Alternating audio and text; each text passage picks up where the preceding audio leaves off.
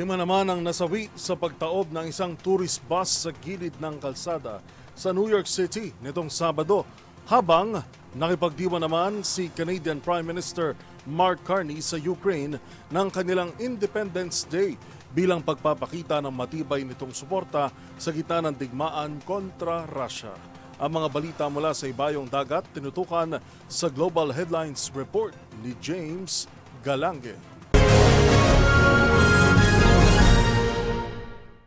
Balita mula sa Amerika, isang aksidente ang naganap sa New York City, USA nitong Sabado matapos mawalan ng kontrol ang driver ng isang tourist bus. 5 ang nasawi habang sugatan naman iba pang pasahero kung saan nasa 50 kataong sakay ng naturang bus na kaagaling lamang sa isang bakasyon mula sa Niagara Falls. Ayon sa mga otoridad, nirule out na nito ang posibilidad ng mechanical error bilang isa sa mga tinitignang dahilan, ngunit posible namang distracted daw umano ang driver habang nagpapatakbo ng mabilis. Samantala, kinumpirma naman ng Department of Foreign Affairs na mayroong mga Pinoy na sakay ng naturang bus, ngunit wala namang umanong nasawi mula sa mga ito. Patuloy naman na ipag-ugnay ng kagawaran sa Philippine Consulate General sa New York City kung saan kasalukuyang nasa ospital na ang mga Pinoy na nadamay sa naganap na trahedya. Sa iba pang balita, ginunita naman sa bansang Ukraine ang kanilang Independence Day kahapon kung saan kasama ni Ukrainian President Volodymyr Zelensky si Canadian Prime Minister Mark Carney sa ginanap na seremonya. Ito ang kauna-unang pagbisita ni Carney sa Ukraine bilang pagpapakita ng matibay nitong suporta sa gitna ng digmaan nito kontra Russia. Anya, sinusuportahan niya ang panawagan ng Ukraine para sa matibay na mga garantiya sa seguridad bilang bahagi ng anumang kasunduang pangkapayapaan.